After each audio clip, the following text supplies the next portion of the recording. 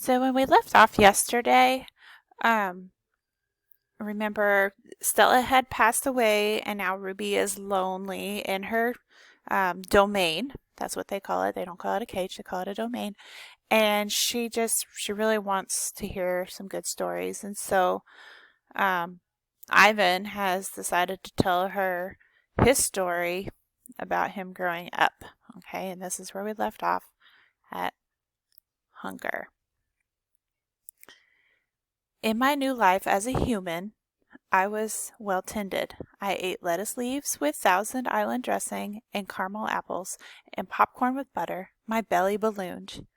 But hunger, like food, comes in many shapes and colors. At night, lying alone in my poo pajamas, I felt hungry for the skilled touch of a grooming friend, for the cheerful grunts of a play fight, for the easy safety of my nearby troop, foraging through the shadows. Remember what happened to Tag, I told myself. Don't think about the jungle. Remember, Tag is his sister.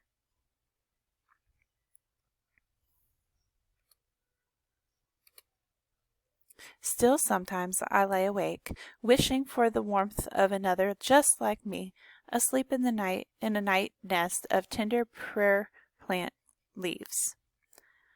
I liked having sips of soda poured into my mouth like a bubbling waterfall, but every now and then I longed to search for a tender stalk of arrowroot, to feel the tease of a mango just out of reach.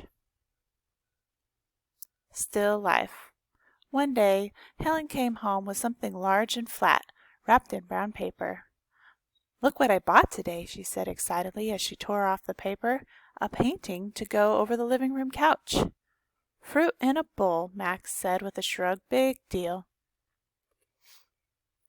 "This is fine art. It's called a still life," Helen explained, "and I think it's lovely." I dashed over to examine the painting, marveling at the colors and shapes. "See," said Mac's wife, "Ivan likes it." "Ivan likes to roll up poop and throw it at squirrels," Mac said. I couldn't take my eyes off the apples and bananas and grapes in the picture. They looked so real, so inviting, so edible. I reached out to touch a grape, and Helen slapped my hand. "Bad boy, Ivan, don't touch." She jerked her thumb at Mac. "Honey, go get a hammer and a nail, would you?" While Mac and Helen were busy in the living room, I wandered into the kitchen. A cake covered in thick chocolate frosting sat on the counter. I like cake, love it, in fact, but it wasn't eating I was thinking about, it was painting. The frosting peaked and dipped like waves in a tiny pond. It looked rich and gooey, dark and smooth. It looked like mud. I scooped up a handful of frosting. I scooped up another. I headed to the refrigerator door. It was perfect, an empty, white waiting canvas.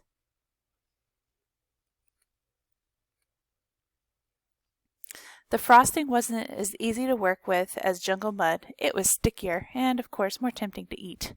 But I kept at it. I scraped off every last bit of that frosting. I may have eaten a little cake, too. I don't remember what I was trying to paint. A banana, most likely. I suppose I knew I was going to get in trouble. But at that moment, I just didn't care. I wanted to make something, anything, the way I used to. I wanted to be an artist again. Punishment. I soon learned that humans can screech even louder than monkeys. After that, I was never allowed in the kitchen. Babies. Back in those days, the Big Top Mall was smaller. It had a pony ride, a wooden train that bustled around the parking lot, a few bedraggled parrots, and a surly spider monkey. But when Mac brought me, a baby gorilla dressed in a crisp tuxedo, to the mall, everything changed. People came from far and wide and to have their pictures taken with me. They brought me blocks and a toy guitar. They held me in their laps. Once I even held a baby in mine. She was small and slippery. Bubbles flowed from her lips. She squeezed my fingers. Her rear was puffy with padding. Her legs bowed like bent twigs. I made a face. She made a face. I grunted. She grunted. I was so afraid she would fall that I squeezed her tightly, and her mother yanked her away. I wonder if my mother ever worried about dropping us. We always held on, but that's easier to do when your mother is furry. Human babies are an ugly lot, but their eyes are like our babies' eyes, too big for their faces and for the world. Beds. One day, after many weeks of loud talking, Helen packed a bag and slammed the front door and never came back. I don't know why. I never know the why of humans. That night I slept with Mac in his bed. My old nests were woven of leaves and sticks and shaped like his bathtub. Cool green cocoons. Mac's bed, like mine, was flat, hot, without sticks or stars. Still, he made a sleeping sound like the rumble my father used to make when all was well, a sound from deep inside his belly. I think Mac is snoring. My place. Mac grew sullen. I grew bigger. I became what I was meant to be, too large for chairs, too strong for hugs, too big for human life. I tried to stay calm, to move with dignity. I did my best to eat daintily, but human ways are hard to learn, especially when you're not a human. When I saw my new domain, I was thrilled, and who wouldn't have been? It had no furniture to break, no glass to smash, no toilets to drop Mac's keys into. It even had a tire swing. I was relieved to have my own place. Somehow, I didn't realize I'd be here quite so long. Now I drink Pepsi, eat old apples, and watch reruns on TV. There's his tire swing. But many days I forget what I'm supposed to be. Am I a human? Am I a gorilla? Humans have so many words, more than they truly need. Still, they have no name for what I am. 9,876 days. Ruby is finally asleep. I watch her chest rise and fall. Bob, too, is snoring. But my mind is still racing. For perhaps the first time ever, I've been remembering. It's an odd story to remember, I have to admit. My story has a strange shape, a stunted beginning, an endless middle. I count all the days I've lived with humans. Gorillas count as well as anyone, although it's not a particularly useful skill to have in the wild. I've forgotten so many things, and yet I always know precisely how many days I've been in my domain. I take one of the magic markers Julia gave me. I make an X, a small one, on my painted jungle wall. I make more X's and more. I make an X for every day of my life with humans. My X marks look like this. The rest of the night, I mark the days, and when I'm done, my walls look like this. And so on, until there are 9,876 X's marching across my wall like a parade of ugly insects. A visit. It's almost morning when I hear steps. It's Mac. He has a sharp smell. He weaves as he walks. He stands next to my domain. His eyes are red. He is staring out the window at the empty parking lot. "Ivan, my man," he mumbles. "Ivan." He presses his forehead against the glass. "We've been through a lot, you and me." A new beginning. We don't see Mac for 2 days. When he returns, he doesn't talk about Stella. Mac says he is anxious to teach Ruby some tricks. He says the billboard is bringing in more visitors. He said it's time for a new beginning.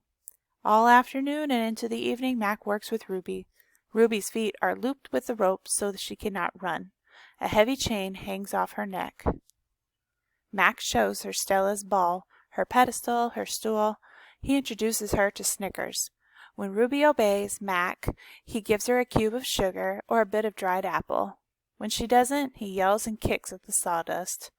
When George and Julia arrive, Mac is still training Ruby. Julia sits on a bench and watches them. She draws a little, but mostly she keeps her eyes on Ruby. Bob watches too. He's hiding in the corner of my domain under knot tag. It's raining outside, and Bob does not like damp feet. Ruby trudges behind Mac, her head drooping. Endlessly they circle the ring. Sometimes Mac slaps her flank with his hand. Suddenly Ruby jerks to a stop. Mac pulls the chain hard, but Ruby refuses to move. Come on, Ruby, Mac is almost pleading. What is your problem? She's exhausted, I say to myself. That's the problem. Mac groans. Idiot elephant. Idiot human, Bob mutters. Walk, Ruby, I say, although I know she's too far away to hear me. Do what he says. Walk, Mac commands. Now. Ruby doesn't walk. She plops her rump on the sawdust floor. I think maybe she's tired, Julia says. Mac wipes his forehead with the back of his arm. Yeah, I know. We're all tired. He pushes Ruby into the heel with the heel of his boot. She ignores him. Mac looks over from the food court where he is wiping off George looks over from the food court where he is wiping off tables. Mac, he yells, maybe you should call it a day. I'll close up. Mac yanks on Ruby's chain. She's as anchored as a tree trunk. He pulls harder and falls to his knees. That does it, Max says. He brushes sawdust off his jeans. I am through playing around. Max stomps off to his office. When he returns, he's carrying a long stick. The gleaming hook on its end is almost beautiful, like a sliver of moon. It's a claw stick. Mac pokes Ruby with a sharp point. Not hard, just a touch. I can tell he wants her to see how much it can hurt. I growl low in my throat. Ruby doesn't budge. She is gray, unmoving boulder. She closes her eyes, and for a moment I wonder if she might have fallen asleep. I'm warning you, Max says. He breathes out. He stares at the ceiling. Ruby makes a huffing sound. Fine, Max says. You want to play it that way? He draws back the claw stick. No, Julia cries. I'm not going to hurt her, Max says. I just want to get her attention. Bob snarls. Max swings. The hook slices the air just a few inches above Ruby's head. See why you don't want to mess with me, Max says. He draws back the claw stick again. Now move! Ruby jerks her head, flinging her trunk toward Mac.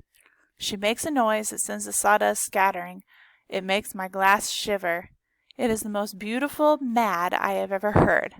Ruby's trunk slaps into Mac. I don't see exactly where she strikes him, somewhere below his stomach.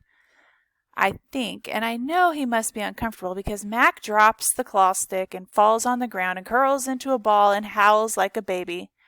Direct hit, Bob says. And that is where we'll leave off today.